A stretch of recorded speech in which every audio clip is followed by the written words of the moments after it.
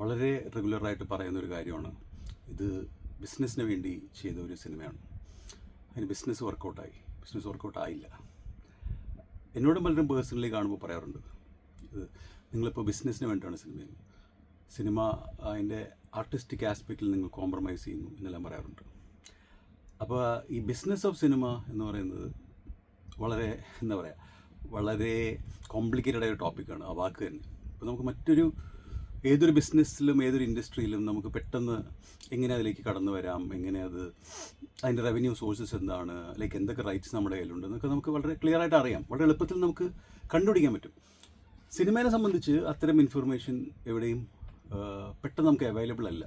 And actually the reason that I am doing this vlogs on movies especially, ഞാൻ 2-3 വ്ളോഗായി സിനിമേനെ പറ്റി ചെയ്യുന്നു. അപ്പോൾ എനിക്ക് തോന്നുന്നു അത്തരം വിഷയങ്ങൾ, ഇപ്പോൾ എങ്ങനെ ഒരു ബഡ്ജറ്റിലൊരു സിനിമ ചെയ്യാം, ഒരു പ്രൊഡ്യൂസർ സ്മാർട്ടായിരിക്കും എന്ത് ചെയ്യണം, അല്ലെങ്കിൽ ഇപ്പോൾ ഒരു സിനിമയുടെ ബിസിനസ് എന്തൊക്കെയാണ്, അത്തരം ഇൻഫർമേഷൻ വളരെ പെട്ടെന്ന് ഒരു പബ്ലിക് ഡൊമൈനിൽ അവൈലബിൾ അല്ല. അപ്പം this is my effort to contribute whatever I know എന്ന് വേണമെങ്കിൽ പറയാം. അപ്പോൾ സിനിമ എന്ന് പറഞ്ഞാൽ എനിക്ക് തോന്നുന്നു ഇപ്പോൾ right now business of cinema എന്ന് വെച്ച് കഴിഞ്ഞാൽ അവിടെ നമുക്ക് തുടങ്ങാം. അതായത് ഇന്ന് നമ്മളൊരു സിനിമ എടുത്തു കഴിഞ്ഞാൽ ആ സിനിമ നമുക്ക് പ്രീ ബിസിനസ് അല്ലെങ്കിൽ പോസ്റ്റ് റിലീസ് ബിസിനസ് എന്ന് പറയുകയാണെങ്കിൽ, റിലീസിന് മുൻപ് ഈ സിനിമയിൽ നിന്ന് എന്തെല്ലാം പണം നമുക്ക് തിരിച്ചു കിട്ടാൻ സാധ്യതയുണ്ട് as an investor, as a producer. അതിനാണ് പ്രീ ബിസിനസ് എന്ന് പറയുന്നത്. പോസ്റ്റ് ബിസിനസ് എന്ന് വെച്ചാൽ സിനിമ റിലീസ് ചെയ്തതിന് ശേഷം അതൊരു വിജയമാണ് അല്ലെങ്കിൽ പരാജയമാണ്, അതനുസരിച്ച് ചിലപ്പോൾ കൂടുതൽ തുകയും ചിലപ്പോൾ വളരെ കുറച്ച് തുകയാണ് നിങ്ങൾക്ക് കിട്ടുക, ചിലപ്പോൾ ഒന്നും കിട്ടില്ല എന്നുള്ള അവസ്ഥയുണ്ട്. അപ്പോൾ മലയാള സിനിമയുടെ ഇപ്പോഴത്തെ അവസ്ഥയിൽ പ്രീ ബിസിനസ് എന്ന് പറയുന്ന സംഭവം ഏതാണ്ട് ശൂന്യമാണ്, ഇല്ല എന്ന് തന്നെ പറയാം. വളരെ അപൂർവമായ സിനിമകൾക്ക് ചെറിയ ബിസിനസ്സുകൾ നടന്നാലായി. എന്നാൽ സിനിമയുടെ കോസ്റ്റ് എന്ന് പറയുന്നത് വളരെ കൂടിയിരിക്കുന്നു. ഒരു ഇനീഷ്യൽ ഇൻവെസ്റ്റ്മെൻറ്റ് ഇപ്പോൾ ഒരു 5 വർഷം മുമ്പത്തേനേക്കാൾ പ്രോബ്ലി 3 ഇരട്ടിയെങ്കിലും ആയിട്ടുണ്ട് ഇപ്പോൾ ഒരു സിനിമ പ്രൊഡ്യൂസ് ചെയ്യുമ്പോൾ. അതിന് പല കാരണങ്ങളുണ്ട്. ഒരു വ്യക്തിയെ ഒരിക്കലും നമുക്ക് ആരോപിക്കാൻ പറ്റില്ല. ഒരു താരങ്ങൾ മാത്രമല്ല, എല്ലാ രീതിയിലും അതിൻ്റെ കോസ്റ്റ് ഇൻഫ്ലേഷൻ സംഭവിച്ചിട്ടുണ്ട് പല കാരണങ്ങൾ കൊണ്ട്. അപ്പോൾ ഇപ്പോൾ എൻ്റെ ഒരു ഇൻവെസ്റ്റ്മെൻറ്റ് ഒരു പ്രൊഡ്യൂസർ അല്ലെങ്കിൽ ഗ്രൂപ്പ് ഓഫ് പീപ്പിൾ ചെയ്യണം, ആ സിനിമ റിലീസ് ചെയ്യണം, അതിൻ്റെ പബ്ലിസിറ്റിക്ക് എന്തൊക്കെ ചിലവ് ആവശ്യമുണ്ടോ അത് ചെയ്യണം. ഇതെല്ലാം ശേഷം ഒരു സിനിമ റിലീസ് ചെയ്യുന്നു, അത് തിയേറ്ററിൽ വന്ന് വിജയമാവുമ്പോൾ തിയേറ്റർ കളക്ഷൻസ് ഗണ്യമായിട്ട് വർദ്ധിച്ചിട്ടുണ്ട് പഴയതിനേക്കാൾ കൂടുതലായിട്ട്.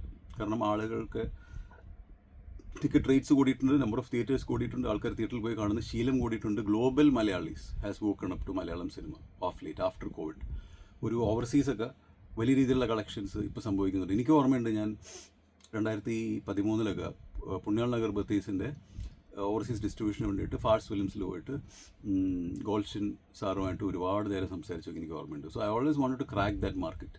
അതുകൊണ്ട് തന്നെയാണ് നമ്മൾ പിന്നീട് ഓവർസീസ് ഡിസ്ട്രിബ്യൂഷൻ സ്റ്റാർട്ട് ചെയ്തതും എല്ലാം. അങ്ങനെ ഒരു ആശയത്തിലും ആഗ്രഹത്തിലൊക്കെയാണ് ഇത് സംഭവിക്കണമെന്ന് ഒരു രീതി. പണ്ട് അങ്ങനെ ആയിരുന്നില്ല, ഒരു മോണോപ്പൊളി ആ മേഖലയിലുണ്ടായിരുന്നു. ഇപ്പോൾ അതെല്ലാം മാറി ഡെമോക്രാറ്റിക് ആയിട്ട് സിനിമ റിലീസ് ചെയ്യുകയും വിജയിച്ചാൽ വലിയ തുക, ഏതാണ്ട് കേരളത്തിൽ നിന്ന് കിട്ടുന്ന അത്രയോ അതിൽ കൂടുതലോ വരാനുള്ള സാധ്യത ഓവർസീസ് മാർക്കറ്റിലുണ്ട്. പക്ഷേ ദ ഗ്രൗണ്ട് റിയാലിറ്റി ഈസ് ഇപ്പോൾ റൈറ്റ് നൗ നമ്മളൊരു സിനിമ എടുത്തു കഴിഞ്ഞാൽ, നമ്മളൊരു ലെറ്റ്സ് ഒരു 10 കോടിക്ക് സിനിമ എടുക്കുന്നു, ഒരു ഇമാജിനറി ഫിഗർ സിനിമ എടുത്താൽ ഈ 10 കോടിയും റിസ്ക് ചെയ്യുന്നു, നമ്മൾ 1-2 കോടി രൂപ പബ്ലിസിറ്റിക്ക് വേണ്ടി റിസ്ക് ചെയ്യുന്നു, ഈ സിനിമ റിലീസ് ചെയ്യുന്നു. വിജയിച്ചാൽ തിയേറ്ററിൽ നിന്ന് തന്നെ ഒരു പക്ഷേ പണം തിരിച്ചു കിട്ടാൻ സാധ്യതയുണ്ട്. Global theatre, the way we are doing business, അതിനെക്കുറിച്ച് നമുക്ക് പറയാം. ആൻഡ് വിജയിച്ചില്ലെങ്കിൽ ഈ 10+2 12 കോടിയും അതിൻ്റെ പലിശ എത്രയാണെന്ന് വെച്ചാൽ എല്ലാം പോയി, നമുക്ക് ബാക്കി കിട്ടുക. ഇപ്പോൾ മറ്റേത് ബിസിനസ് ചെയ്താലും നമുക്ക് ഒരു കുറേ ചെയറോ അല്ലെങ്കിൽ എന്തെങ്കിലുമൊക്കെ വിൽക്കാനുണ്ടാവുമല്ലോ, ഒരു ഓഫീസ് സ്പേസോ എന്തെങ്കിലുമൊക്കെ ബാക്കിയാവും. സിനിമയിൽ ഒരു സിനിമ പരാജയപ്പെട്ടാൽ ഈ 12 കോടി പോയാൽ നമുക്ക് കിട്ടുക കുറച്ച് ഹാർഡ് ഡിസ്ക്കാണ്. അത് വിറ്റാൽ ഒരെണ്ണത്തിന് 500 രൂപ വെച്ച് കിട്ടും എന്നുള്ളതാണ് സിനിമയുടെ റിയാലിറ്റി. അപ്പോൾ കിട്ടിയാൽ അതുപോലെ തന്നെ ലോട്ടറിയാണ്, ഒരുപാട് പണം പെട്ടെന്ന് കിട്ടാവുന്ന ഒരു മേഖലയാണ്. അപ്പോൾ സിനിമയുടെ റൈറ്റ്സിനെ പറ്റി നമ്മൾ സംസാരിച്ച് കഴിഞ്ഞാൽ, ഇപ്പോൾ ഇത് കാലാകാലങ്ങളായിട്ട് പല രീതിയിൽ ആണ് ഇതിൻ്റെ ബിസിനസ് മോഡലുള്ളത്. ഇപ്പോൾ പ്രീ റവന്യൂ ഇല്ലെന്ന് പറഞ്ഞു, കുറച്ച് മുൻപ് ഉണ്ടായിരുന്നു, അതിന് മുമ്പ് ഉണ്ടായിരുന്നില്ല, അത് മാറിക്കൊണ്ടിരിക്കും. പക്ഷേ as a producer what you to understand is, നിങ്ങളൊരു സിനിമ എടുക്കുമ്പോൾ you have to look at it as a product. അപ്പോൾ ആ പ്രോഡക്റ്റിന് എന്തൊക്കെ റൈറ്റ്സ് ഉണ്ട് എന്ന് നമ്മൾ അറിഞ്ഞിരിക്കണമല്ലോ. അത് വിൽക്കാൻ പറ്റുമോ, എപ്പോഴെങ്കിലും വിൽക്കണമെങ്കിൽ പോലും എന്തൊക്കെയാണ് നമ്മുടെ കയ്യിലുള്ളതെന്ന് അറിയണമല്ലോ. അപ്പോൾ എനിക്ക് തോന്നുന്നൊരു സിനിമയുടെ റൈറ്റിൽ ഏറ്റവും പ്രധാനപ്പെട്ട റൈറ്റ് ഇപ്പോൾ നമ്മൾ പറഞ്ഞ തിയേറ്ററിക്കൽ റൈറ്റാണ്. ഏറ്റവും പ്രധാനപ്പെട്ടതെന്ന് പറയുമ്പോൾ തന്നെ theatrical right is considered to be only 30% of the total revenue of films globally എന്നൊക്കെ ഞാൻ വായിച്ചിട്ടില്ല, ശരിയാണെന്ന് അറിയില്ല. ഹോളിവുഡിലൊക്കെ അങ്ങനെയാണ് പറയുന്നത്. Because we are looking at other streams of revenue extra കാലാകാലങ്ങളായിട്ട്, ആദ്യകാല സിനിമകൾക്ക് ശേഷം after the media has evolved etcetera. അപ്പം നമ്മൾ തിയേറ്ററിക്കൽ ബിസിനസ് നോക്കിക്കഴിഞ്ഞാൽ നമ്മൾ പ്രൈമറി നമ്മുടെ മാർക്കറ്റ് കേരളമാണ്. അപ്പോൾ കേരളത്തിൽ ഒരു സിനിമ എടുത്ത നിർമ്മാതാവ് ഒരു ഡിസ്ട്രിബ്യൂട്ടറെ സമീപിക്കുന്നു ഒരു സിനിമ ഡിസ്ട്രിബ്യൂട്ട് ചെയ്യാൻ വേണ്ടിയിട്ട്. അപ്പം പണ്ടൊക്കെ ആണെങ്കിൽ ഇത് ചിലപ്പോൾ MG ബേസിസിൽ താരങ്ങളുള്ള സിനിമ എടുക്കുന്നൊരവസ്ഥയെല്ലാം ഉണ്ടായിരുന്നു. ഇപ്പോൾ അതായത് ഒരു നിശ്ചിത തുക നിങ്ങൾക്ക് തരും. അതായത് നിങ്ങൾ 10 കോടിക്ക് എടുത്തു, എന്നാൽ 5 കോടി തന്ന് ഞാൻ ഈ സിനിമ വാങ്ങിക്കുന്നു, തിയേറ്ററിൽ കളിച്ചിട്ട് ഈ 5 കോടി റിസ്ക് ഞാൻ എടുക്കുന്നു എന്ന് പറഞ്ഞ രീതിയിൽ ഒരു ഡിസ്ട്രിബ്യൂട്ടർ അത് എടുക്കുകയും തിയേറ്റേഴ്സ് അതനുസരിച്ച് ഒരു തിയേറ്റർ 5 ലക്ഷവും 10 ലക്ഷവും വെച്ച് അഡ്വാൻസ് തരികയും ചെയ്യുന്ന ഒരു കാലഘട്ടമൊക്കെ സിനിമയിലുണ്ടായിരുന്നു. ഇപ്പോൾ അതൊന്നും നിലവിലില്ല. ഇപ്പോൾ എൻ്റെ risk is on the producer. ഒരു ഡിസ്ട്രിബ്യൂഷൻ എന്നുള്ള രീതിയിൽ മാത്രമായിരിക്കും സിനിമകൾ ബഹുഭൂരിപക്ഷം എടുക്കുന്നു എനിക്ക് തോന്നുന്നു. അല്ലാതെ ചില അന്യഭാഷാ സിനിമകളൊക്കെയാണ് ഒരു തുകയ്ക്ക് എടുത്തിട്ടൊക്കെ അതിപ്പോൾ കുറഞ്ഞുകൊണ്ട് വരികയാണ്. അപ്പോൾ ഒരു ഡിസ്ട്രിബ്യൂട്ടർ ഈ സിനിമ 10% കമ്മീഷനിലായിരിക്കും എടുക്കുന്നത്, അതിൻ്റെ പബ്ലിസിറ്റിയും അയാൾ ചെയ്യുന്നു. അപ്പോൾ ഈ സിനിമ ഒരു 2 കോടിക്ക് അയാൾ പബ്ലിസിറ്റി ചെയ്തെന്ന് വയ്ക്കുക. അതിനുശേഷം ഈ സിനിമ ഒരു 3 കോടി കളക്ട് ചെയ്ത് കഴിഞ്ഞാൽ ഈ 3 കോടിയുടെ 10% 30 lakhs, 2 ലക്ഷം അയാളുടെ പബ്ലിസിറ്റി കഴിഞ്ഞാൽ ഈ 70 ലക്ഷമാണ് പ്രൊഡ്യൂസർക്ക് തിരിച്ചു കിട്ടുന്നത്. 3 കോടി ഒരു സിനിമ തിയേറ്ററിൽ നിന്ന് കളക്ട് ചെയ്താൽ എന്ന് പറഞ്ഞാൽ അതിൻ്റെ ഗ്രോസ് ഷെയർ ആയിട്ട് വന്നു കഴിഞ്ഞാൽ നെറ്റ് പ്രൊഡ്യൂസേഴ്സ് ഷെയർ ആയിട്ട് വന്നു കഴിഞ്ഞാൽ അതിന് തന്നെ ഡിസ്ട്രിബ്യൂഷൻ സംതിങ് ലൈക്ക് ഇപ്പോൾ നമ്മളൊരു സിനിമ എടുത്ത് തിയേറ്ററിൽ കൊടുക്കുമല്ലോ, അപ്പോൾ ഡിസ്ട്രിബ്യൂട്ടറും തിയേറ്ററുകാരും നമ്മുടെ എഗ്രിമെൻ്റ് ഉണ്ട്. അപ്പോൾ അത് ഇപ്പോഴത്തെ എൻ്റെ അറിവ് എനിക്ക് തോന്നുന്നു ഇറ്റ്സ് അറൗണ്ട് 55% ഫസ്റ്റ് വീക്ക് തിയേറ്റേഴ്സിനാണ് ഇത് കളിക്കുന്നതിന്. അവരാണ് അതിൻ്റെ ടിക്കറ്റിൻ്റെ തുക ടാക്സ് കഴിച്ചിട്ടുള്ള സർക്കാർ എടുക്കുന്ന തുക കഴിച്ചിട്ടുള്ള 55%ഓ 60%ഓ തിയേറ്ററുകാർക്ക് അല്ലെങ്കിൽ പ്രൊഡ്യൂസർക്ക് കിട്ടും ഫസ്റ്റ് വീക്ക്. സെക്കൻഡ് വീക്ക് അത് കുറയും, തിയേറ്റേഴ്സിൻ്റെ ഷെയർ കൂടും. ആദ്യ ആഴ്ച പ്രൊഡ്യൂസർക്ക് 55% കിട്ടും, അല്ലെങ്കിൽ 60%. എത്ര അത് മാറിക്കൊണ്ടിരിക്കും. എനിക്ക് തോന്നുന്നു പല തിയേറ്റേഴ്സിനും പലതാണ്. മൾട്ടിപ്ലെക്സിന് വേറൊരു സംഭവമൊക്കെയാണെന്ന് തോന്നുന്നു. സെക്കൻഡ് വീക്ക് ആകുമ്പോൾ അത് പ്രൊഡ്യൂസർ ഷെയർ കുറയും, തിയേറ്റർ ഷെയർ കൂടും. അപ്പോൾ കൂടുതൽ ദിവസം സിനിമ ഓടുന്തോറും തിയേറ്ററുകാർക്ക് അത് ലാഭകരമാണ്. പണ്ടൊക്കെ അത് വർക്കായിരുന്നു. കാരണം തുടക്കത്തിൽ ഓടാതെ പിന്നെ 100 ദിവസം ഓടുന്ന സിനിമകളൊക്കെ ഉണ്ടാകുമ്പോൾ പ്രൊഡ്യൂസർക്ക് പണം കുറച്ച് കിട്ടുകയും ഈ പറയുന്ന തിയേറ്റേഴ്സിന് ഒരുപാട് പൈസ കിട്ടുകയും ചെയ്യുന്ന കാലഘട്ടം ഉണ്ടായിരുന്നു. ഇപ്പോൾ ആ ഒരു സമയത്തല്ല നമ്മൾ ജീവിക്കുന്നത്. ഇപ്പോൾ നമ്മളൊരു സിനിമ 2-3 ദിവസത്തെയാണ്, ഒരാഴ്ചത്തെയാണ് കളക്ഷൻ മാക്സിമം. അതുകൊണ്ട് we are looking at very wide releases. ഇപ്പോൾ ഡിസ്ട്രിബ്യൂഷനിൽ തന്നെ വളരെ പരിണതപ്രജ്ഞനായ എൻ്റെ ഒരു സുഹൃത്ത് പറയായിരുന്നു, distribution use to be an art.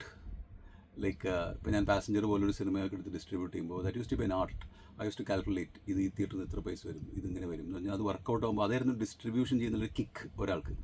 അതിലും പാഷനേറ്റഡ് ആൾക്കാരുണ്ട്. ഇപ്പോൾ നമ്മൾ പ്രൊഡ്യൂസ് ചെയ്യാൻ, ഡയറക്റ്റ് ചെയ്യാൻ എന്ന് പറയുന്ന പോലെ, ആക്ട് ചെയ്യാൻ എന്ന് പറയുന്ന പോലെ ഡിസ്ട്രിബ്യൂഷനിലും താല്പര്യമുള്ള ആൾക്കാരുണ്ട്. ഒത്തിരി ആൾക്കാരെ കണ്ടിട്ടുണ്ട്. പക്ഷേ ഇപ്പോൾ കിക്കിനൊന്നും പ്രസക്തിയില്ല. അതേ ആളുകളോട് ഞാൻ ഇപ്പോൾ സംസാരിക്കുമ്പോൾ പറയുന്നത് ഇപ്പോൾ ഒന്നും ചെയ്യാനില്ല, ഏറ്റവും മാക്സിമം സ്ഥലത്ത് ഇറക്കി വിടുക, കിട്ടുക എന്നുള്ളതാണ്. അപ്പോൾ കേരള മാർക്കറ്റ് എന്ന് പറഞ്ഞാൽ നമ്മൾ ഡിസ്ട്രിബ്യൂട്ടർ കൊടുക്കുന്നു. ആ ഡിസ്ട്രിബ്യൂട്ടർ നമുക്ക് ഇതിൻ്റെ കൃത്യമായ കേരളത്തിലെ തിയേറ്ററുകൾ കളിച്ച് എത്ര പണം കിട്ടിയോ അതിൻ്റെ ഒരു ശതമാനം നമുക്ക് തരുന്നു. അതാണ് നമ്മുടെ റവന്യൂ. ലെറ്റ്സ് സേ ഇപ്പോൾ 3 കോടി കിട്ടുമ്പോൾ നമുക്ക് 70 ലക്ഷമാണ് റവന്യൂ വരുന്നത്. ഇനി അതായത് ഈ സിനിമ 6 കോടിയാണ് ഗ്രോസ് കളക്ഷൻ എങ്കിൽ അതിൻ്റെ പകുതിയായിരിക്കും ടാക്സ് ഒക്കെ കഴിഞ്ഞ് പ്രൊഡ്യൂസർക്ക്, അതിലും കുറവാണ് പ്രൊഡ്യൂസർക്ക് കിട്ടുന്നത്. അതാണ് ഞാൻ ഉദ്ദേശിച്ചത്, മനസ്സിലായെന്ന് ഇരിക്കുന്നത്. അതായത് 1 കോടി രൂപ സിനിമ കളക്ട് ചെയ്തെന്ന് വയ്ക്കുക, അതിൽ ഒരു 20% ടാക്സ് പോകും, പിന്നെ ഒരു 50% തിയേറ്ററുകാർക്ക് പോകും, ബാക്കിയുള്ള ശതമാനം ഡിസ്ട്രിബ്യൂട്ടർക്ക് വരുന്നത്. അതിൽ നിന്ന് ഡിസ്ട്രിബ്യൂട്ടർ കമ്മീഷനോടെ കഴിച്ചിട്ടാണ് പ്രൊഡ്യൂസറുടെ ഒരു ഷെയർ എന്ന് പറയുന്ന സാധനം വരുന്നത്. അതാണ് ഞാൻ ഉദ്ദേശിച്ചത്. Same applies to outside Kerala, rest of India. ഇതുപോലെ തന്നെ ഡിസ്ട്രിബ്യൂട്ട് ചെയ്യുന്ന ആൾക്കാരുണ്ട്. അവർ ഈ സിനിമയുടെ അവസ്ഥ വെച്ചിട്ട് അവർ ആ സിനിമ എടുക്കുന്നു, അവർ റിലീസ് ചെയ്യുന്നു. ഇതുപോലെ തന്നെ പബ്ലിസിറ്റി അവർ ചെയ്യുന്നു, അതിൻ്റെ ഷെയർ കഴിച്ചിട്ട് ഒരു തുക നമുക്ക് കിട്ടുന്നു. Overseas is A very tricky market. പല രീതിയിൽ അത് ചെയ്യാം. ഇപ്പോൾ ഞാൻ ശരിക്കും പറഞ്ഞ ഓവർസീസ് ഡിസ്ട്രിബ്യൂഷൻ തുടങ്ങാനുള്ള കാരണം ആ മാർക്കറ്റ് ഭയങ്കര സാധ്യത കണ്ടിട്ടാണ്. പക്ഷേ അൺഫോർച്ചുനേറ്റ്ലി അതിൻ്റെ ആക്ച്വൽ പൊട്ടൻഷ്യൽ വരുന്ന സിനിമകളൊന്നും ബോക്സ് ഓഫീസിൽ അതിന് ശേഷം ചെയ്യാൻ പറ്റിയില്ല ആക്ച്വലി. അതായത് പണ്ടൊക്കെ എന്താണെന്ന് വെച്ചാൽ നമ്മളൊരു ഔട്ട്റൈറ്റായിട്ട് ഇത് കൊടുക്കുകയാണ്. പിന്നെ ഗവൺമെൻറ് വളരെ കുറഞ്ഞ തുകയ്ക്കാണ് എൻ്റെ വളരെ വിജയിച്ച സിനിമകൾ കൊടുത്തിട്ടുള്ളത്. അപ്പോൾ it use to be huge profits for the distributor there.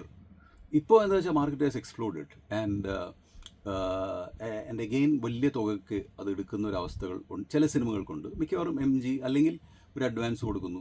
അപ്പോൾ അവിടെ എന്ന് പറഞ്ഞാൽ ഒരാൾ എനിക്ക് തോന്നുന്നു ദുബായിലൊക്കെ ഒരു 35 ദിർഹമൊക്കെ ഒരു ടിക്കറ്റിന്. അപ്പോൾ ഇവിടുത്തെ ഇത്ര ഇരട്ടിയാണ് പൈസ ഉള്ളത്. അവിടെ ടാക്സും വളരെ കുറവാണ്, 5% മറ്റേ ഉള്ളൂ. അപ്പോൾ ഡിസ്ട്രിബ്യൂട്ടർ ഷെയർ ഇതുപോലെ തന്നെയാണെന്ന് തോന്നുന്നു. അപ്പോൾ അത്രയും തുക ഒരു പ്രൊഡ്യൂസർക്ക് കിട്ടുകയാണ്. അപ്പോൾ അവിടെ നമുക്ക് ഡയറക്റ്റ്ലി ഡിസ്ട്രിബ്യൂട്ട് ചെയ്യാൻ പറ്റിയ you are getting almost 90% of that 35 ദിർഹം. അപ്പോൾ അതുപോലെ തന്നെ ഔട്ട്സൈഡ് ഇന്ത്യ, ഔട്ട്സൈഡ് ഗൾഫ്, ഇപ്പം US മാർക്കറ്റും UK മാർക്കറ്റും എല്ലാം ഭയങ്കരമായിട്ട് എക്സ്പ്ലോർ ചെയ്തിട്ടുണ്ട്. അപ്പോൾ അവിടെ നിന്ന് ഇതുപോലെ കിട്ടുന്ന റവന്യൂ ആണ് ഈ പറയുന്ന സിനിമയുടെ ഒരു പ്രൊഡ്യൂസർ കിട്ടുന്ന total revenue, which is very, അത് ട്രാക്ക് ചെയ്യാൻ ഭയങ്കര ബുദ്ധിമുട്ടാണ്. കേരള തിയേറ്റർ അല്ലെങ്കിൽ ഇന്ത്യൻ തിയേറ്ററൊക്കെ വളരെ ഈസി ആയിട്ട് ഇപ്പോൾ everything has come down to online. എനിക്ക് ആരും കളക്ഷൻ റിപ്പോർട്ട് തന്നില്ലെങ്കിൽ എനിക്ക് എൻ്റെ മറ്റ് സിനിമയുടെ റിപ്പോർട്ട് വേണമെങ്കിൽ ഓൺലൈൻ അവൈലബിൾ ആവുന്ന സിറ്റുവേഷൻ എപ്പോഴും ഉണ്ട്. ഞാനത് ഭയങ്കര ട്രാക്ക് ചെയ്യുന്ന ഒരാളാണ്, എനിക്കിഷ്ടമാണ് സംഭവം, ഐ ലൈക്ക് ഇറ്റ്. പക്ഷേ നമുക്ക് ഗ്ലോബൽ ബോക്സ് ഓഫീസ് ട്രാക്ക് ചെയ്യാൻ ഭയങ്കര ബുദ്ധിമുട്ടാണ് എല്ലായിടത്തും. അപ്പോൾ അതും കൂടെ സുതാര്യത വന്നാൽ എനിക്ക് തോന്നുന്നു മലയാള സിനിമയ്ക്ക് ഭയങ്കര പോസിറ്റീവായിട്ടുള്ളൊരു സംഭവമാണ്. അപ്പോൾ ഇത് തിയേറ്ററിക്കൽ റൈറ്റ്സ് ആണ്. തിയേറ്ററിക്കൽ റൈറ്റ്സ് കഴിഞ്ഞാൽ നമ്മളിത് വിറ്റാലും ഇല്ലെങ്കിലും നമ്മുടെ കയ്യിൽ ഉണ്ടാകുന്ന ഒരുപാട് റൈറ്റ്സ് ഉണ്ട്. First is the digital streaming rights. അതിപ്പോൾ ഈ അടുത്ത് വന്നിട്ടുള്ള ഒരു വലിയ റൈറ്റാണ്. മുമ്പ് നമ്മൾ ഇതിനെക്കുറിച്ച് അവെയർ അല്ലായിരുന്നു. എനിക്ക് ഓർമ്മയുണ്ട്, ഞാൻ ആദ്യമായിട്ട് മോളിയാനി റോക്സിൻ്റെ സെയിൽ നടത്താൻ പോയപ്പോൾ സൂര്യയുടെ അന്നത്തെ ഹെഡിനോട് ഞാൻ സംസാരിച്ചു. ഞാൻ പറഞ്ഞു, സാറിന് സാറ്റലൈറ്റ് മാത്രമല്ല ആവശ്യം, പിന്നെ എന്തിനാണ് ഡിജിറ്റൽ റൈറ്റ്സ് വാങ്ങിച്ചിരിക്കുന്നത്, ഞാനത് ആർക്കെങ്കിലും കൊടുത്തോട്ടെ, ഇപ്പോൾ ഈ പറയുന്ന പോലെ നെറ്റ്ഫ്ലിക്സ് ഒക്കെ അന്ന് തുടങ്ങി വരുന്നേ ഉള്ളൂ. അപ്പോൾ അദ്ദേഹം പറഞ്ഞ്, രഞ്ജിത്തിനത് മനസ്സിലാവാഞ്ഞിട്ടാണ്. കാര്യം ഈ 5-6 വർഷം കഴിഞ്ഞാൽ ഒരു പക്ഷേ ടി വി തന്നെ ഉണ്ടാവില്ല. അപ്പോൾ ഈ ടെലിവിഷൻ റൈറ്റ്സ് വെച്ച് ഞാൻ എന്ത് ചെയ്യും എന്ന് അദ്ദേഹം ചോദിച്ചപ്പോൾ എനിക്ക് അന്ന് അദ്ദേഹം പറഞ്ഞ് മനസ്സിലായില്ല. But then now I look back and look at him at such A visionary. They always had that vision. അതുകൊണ്ടാണല്ലോ അവർ അങ്ങനത്തെ ഒരു ബിസിനസ് എംപയറൊക്കെ ഉണ്ടാക്കാൻ പറ്റുന്നത്. അപ്പോൾ ആ ഡിജിറ്റൽ സ്ട്രീമിംഗ് റൈറ്റ്സ് എന്ന് പറയുന്നത് ഇപ്പോൾ വലിയൊരു ചങ്ക് ഓഫ് സാധനമാണ്. അതായത് ഈ സിനിമയുടെ ഒരു IP എന്ന് പറയുന്ന ഒരു സംഭവം എന്ന് വെച്ചാൽ ഡിജിറ്റലി ഈ സിനിമ എവിടെയൊക്കെ കാണിക്കാം ത്രൂ സ്ട്രീമിംഗ്. ഇപ്പോൾ ഇൻ്റർനെറ്റ് വന്നപ്പോഴാണ് ഇതിൻ്റെ ഒരു പ്രസക്തി വന്നത്. ഇപ്പോൾ 2017 ജിയോ വരികയും ഇതിന് ഭയങ്കരമായിട്ട് ഗ്ലോബലൈസ് ചെയ്യുകയും ഒക്കെ ചെയ്തപ്പോഴാണ്, ചീപ്പറാക്കിയപ്പോഴാണ് അതിൻ്റെ പ്രസക്തി വരുന്നത്. അല്ലെങ്കിൽ നമുക്കത് ബുദ്ധിമുട്ടാണ്, ഒരു സിനിമ സ്ട്രീം ചെയ്ത് കാണാനൊക്കെ അത്രയും ചിലവല്ലേ.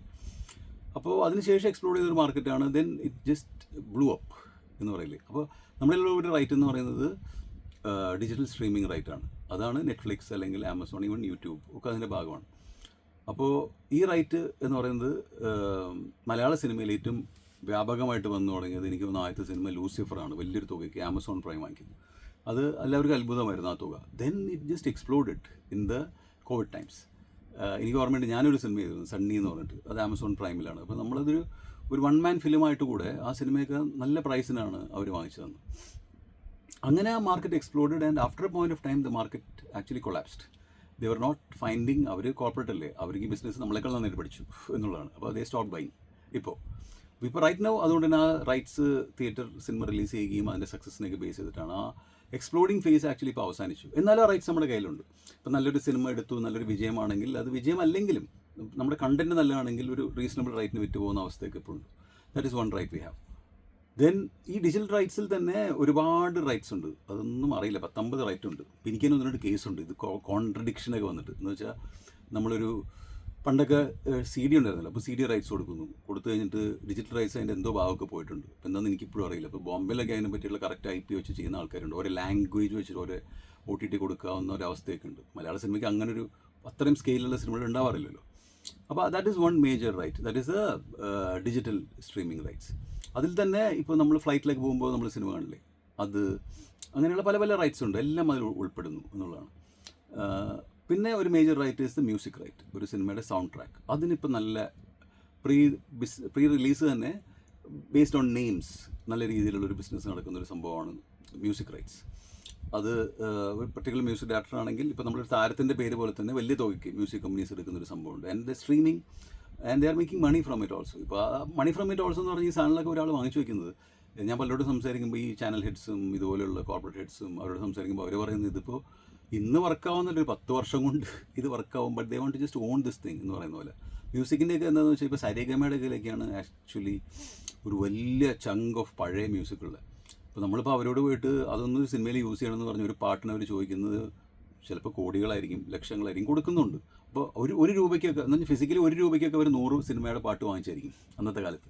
അപ്പം that is how when you hold the rights ഇതിൻ്റെ സംഭവം എന്ന് പറയുന്നത്. എനിക്കിപ്പോൾ ഓർമ്മയുണ്ട്, ഞാൻ ആദ്യമായിട്ട് അമേരിക്കയിൽ പോയപ്പോൾ ഞാൻ മെമ്മൻറ്റോ എന്ന് പറയുന്നൊരു സിനിമ, മറ്റേ ക്രിസ്റ്റഫർ നോളൻ്റെ സിനിമ, ഞാൻ വീഡിയോ കാസറ്റിൽ എടുത്തിട്ട് ഞാൻ ബ്ലോക്ക് ബസ്റ്റർ വീഡിയോസ് കൊണ്ടൊരു സംഭവമുണ്ട്, അവിടെ നിന്നാണ് എടുത്ത് എൻ്റെ റൈറ്റ്സ് കണ്ടതും ഒരുപാട് സിനിമ അവിടെ നിന്ന് കണ്ടിരുന്നു. ആ ബ്ലോക്ക് ബസ്റ്റർ വീഡിയോസാണ് പിന്നീട് ഒരു ട്രാൻസ്ഫോം ചെയ്ത് നെറ്റ്ഫ്ലിക്സ് ആയി മാറി, ഇത്ര വലിയ ഗ്ലോബൽ ഭീമനായി മാറി, ലോകത്തിലെ തന്നെ സിനിമയെ നിയന്ത്രിക്കുന്ന ശക്തിയായി മാറിയത്.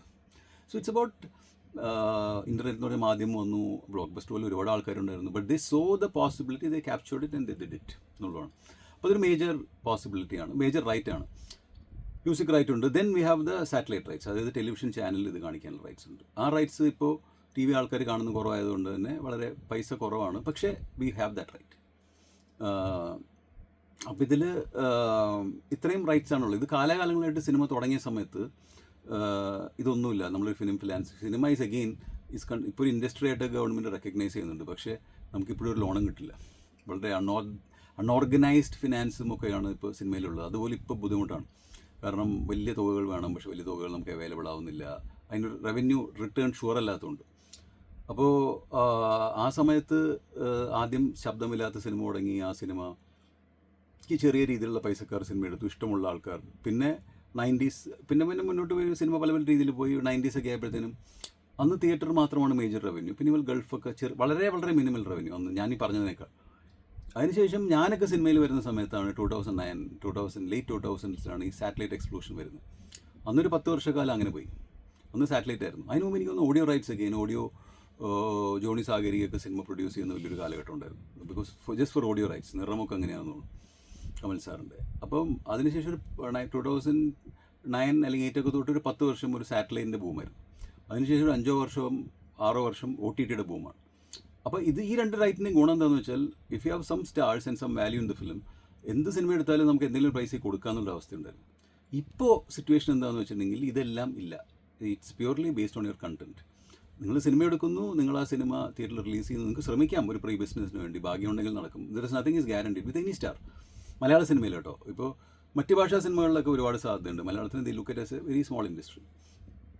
അപ്പോൾ അങ്ങനെ സിനിമ എടുക്കുന്നു, റിലീസ് ചെയ്യുന്നു. Then whatever happens you have to take this thing, loss or profit എന്നുള്ളതാണ്. അപ്പോൾ സിനിമയുടെ ബിസിനസ് എന്ന് പറയുന്നത്, സിനിമയുടെ റവന്യൂ സ്ട്രീം, സിനിമയിൽ സംഭവിക്കുന്ന കാര്യങ്ങൾ, ഇത് അഗെയിൻ നമ്മളിപ്പോൾ ഞാൻ പറഞ്ഞത് തന്നെ എൻ്റെ വളരെ വളരെ പരിമിതമായിട്ടുള്ള അറിവ് വെച്ചിട്ടാണ്. അത് തന്നെ എത്രമാത്രം പൂർണ്ണമാണ് എന്ന് എനിക്കറിയില്ല. അതാണ് ഇതിലെ ഏറ്റവും ബ്യൂട്ടി എന്ന് പറയുന്നത്. എനിക്ക് തോന്നുന്നു, I think it is life. നമ്മൾ മനസ്സിലാക്കും തോറും നമുക്ക് മനസ്സിലാവും മനസ്സിലാക്കാൻ എത്രയോ ബാക്കി കിടക്കുന്നു.